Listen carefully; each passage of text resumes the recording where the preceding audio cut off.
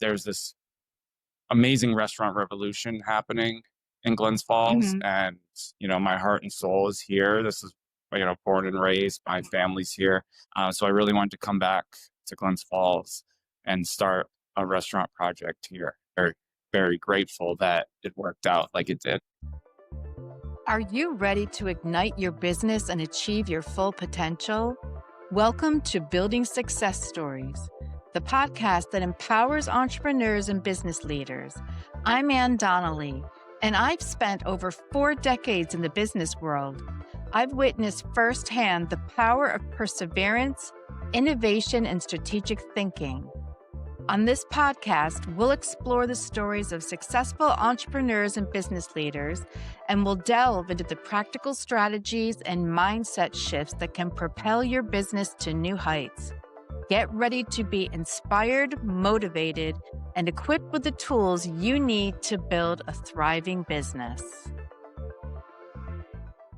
I'm here with Jakob White, the chef and co-owner of Cleome Table and Bar, a new restaurant in downtown Glens Falls on South Street. So nice to meet you, Jacob. Nice to meet you as well. Thank you for having me. Can you tell me a little bit about your background? You're originally from Glens Falls, but you were away for a while. Yes, I am originally from Glens Falls. I moved to Boston to go to BU in 2008. And I got into the restaurant industry right after school. I went to culinary school at Boston University, and I got to learn under some really wonderful chefs, and I loved how they structured that program. I met and cooked with Jakob White and some really fabulous people in the industry. And I eventually opened a restaurant called Commodore.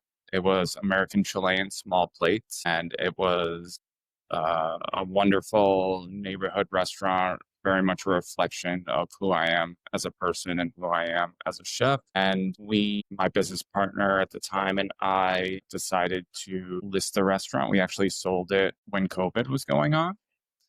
And it was a very tough time for the industry. Yeah. And, we were lucky enough that we had built quite a nice little business that we were able to sell it during that time. It was very unclear where the industry was headed. Yeah. And I moved to the Virgin Islands. Oh, wow. And I opened a little consulting business. And from there, I just kind of did my own thing down there, helping hotels and restaurants, opening businesses for different companies and restaurant groups, and then helping restaurants find success in their current formats. And I decided that one day I was feeling like I was outside of the current and the flow of the industry and the flow of life, and I was ready to step back into something back stateside. There's this amazing restaurant revolution happening in Glens Falls, and my heart and soul is here. This is born and raised. My family's here, so I really wanted to come back to Glens Falls and start a restaurant project here. Very, very grateful that it worked out like it did. We have such a great restaurant scene here, so and having another addition, more choices for people, but it's a good draw for people outside the area. Yeah, I love that Glens Falls is becoming a hub for diners to come from, visiting Lake George, visiting Saratoga, or, living in Clifton Park, Lake George and Saratoga. Like Glens Falls is becoming this little foodie city that, people are coming in to dine, which I think is just fantastic. I'm really happy to be a part of it. How did you originally get interested in the culinary arts? So I feel like it was kind of a savior for me. I was unclear in my direction in life. In my younger years, I was, going out a lot and, lacking specific direction. But I always came back to cooking because it was something I did as a hobby, something I enjoyed. Okay. I think it was really my friends and family that recognized that I had a talent and kind of planted the seed with me that culinary school was something that I might really enjoy. So one day I decided that I needed a change in my life, and I applied to the program at Boston University, never thinking that they would accept me. Sure enough, I got in. A few days later, I was gone. I had found an apartment. I had packed up my car and I was off. Yeah, I arrived, I think, one day before classes started. and I had to figure out how to take the train into the city to find the building that my class was in. So, um, I attribute it to my support system, a wonderful support system of, my friends here in Glens Falls and my family. One of the key memories that I have was being asked to cook Christmas Eve dinner when my family would all go to my grandmother's house and meet for Christmas Eve. And one year, they would always have a local restaurant, usually some sort of, Italian food or something, because that's what was comfortable for everyone. And they had asked me to do it, and it felt like a lot of pressure at the time because I'd never done anything like that before. And I did it, and everyone really enjoyed the food. And, I always added a little twist or a little creative touch to it that was different. And I think people responded to that. And yeah, that was a big stepping stone in my life to say, oh, you know what? I can do this, and people may enjoy the things that I can create. Another thing is my friends asked me if I would join Bands and Beans as a individual. I didn't have a restaurant. This is before you had the restaurant. Yeah. So Bands and Beans it's like a competition they have up in Lake George every year, right? Correct. Chili. It's a chili. It's a chili cook-off. Yeah.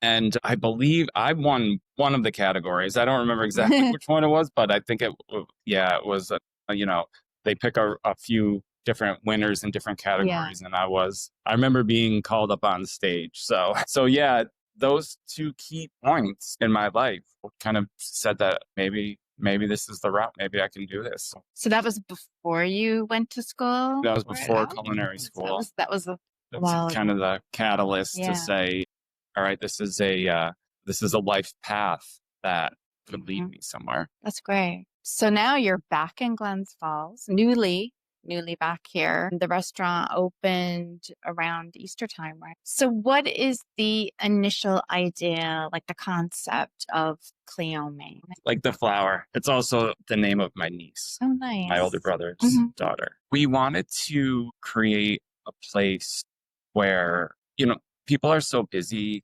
they're on their phones, they're, they have busy schedules, they're racing around. We wanted to create a place where people can really slow down and connect with each other over food that I feel is special. I wanted to create something approachable, something affordable, something that would add to the fabric of Glens Falls, and something that people could respond to. And, the concept really invites people to come in and order a bunch of things and get to taste a bunch of things and, leave with the same experience, a unified experience. I feel that coming together over food is something anthropologically we've all done and always done, and it's natural. And I wanted to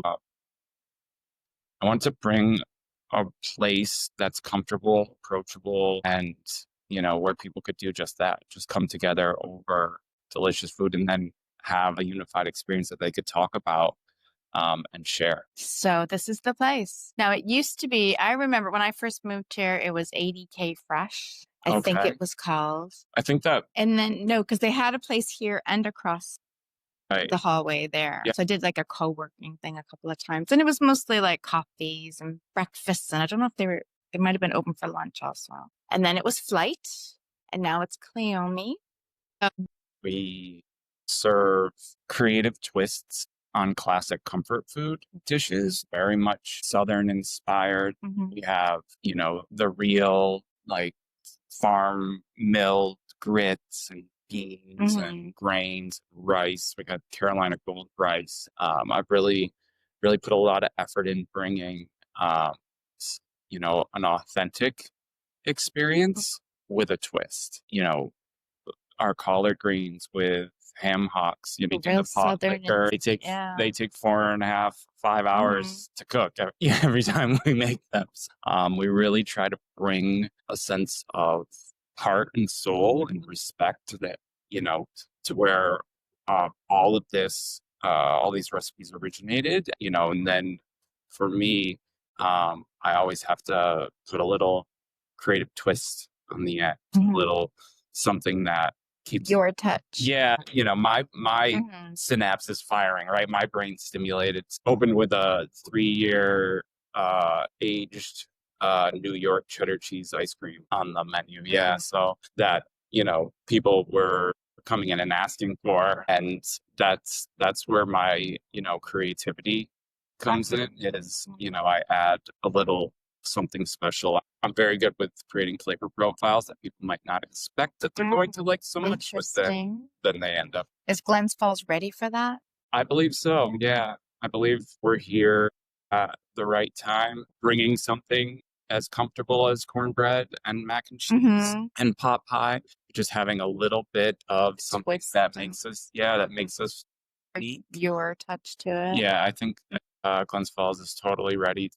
And it brings something different, a different option, something new. That's probably a good way to introduce people to different things, because it's enough of what people are used to and want, but then having your twist on it, then it's like, oh, okay, I might not have thought of that, but that's pretty good. Yeah, a friend of mine ate here Tuesday night, and he was texting me all the next morning, ranting and raving about how he loved it, was his favorite, way to eat, and how every dish was just, he couldn't pick a favorite. Everything was so great. And he reminded me, he's still talking and craving a dish that he had 10 years ago at a restaurant in Boston. So that's the effect that food can have. I want people to come in and feel nostalgia. I want them to say, oh, this reminds me of something my grandmother made. Like, that might be my favorite compliment ever, you know?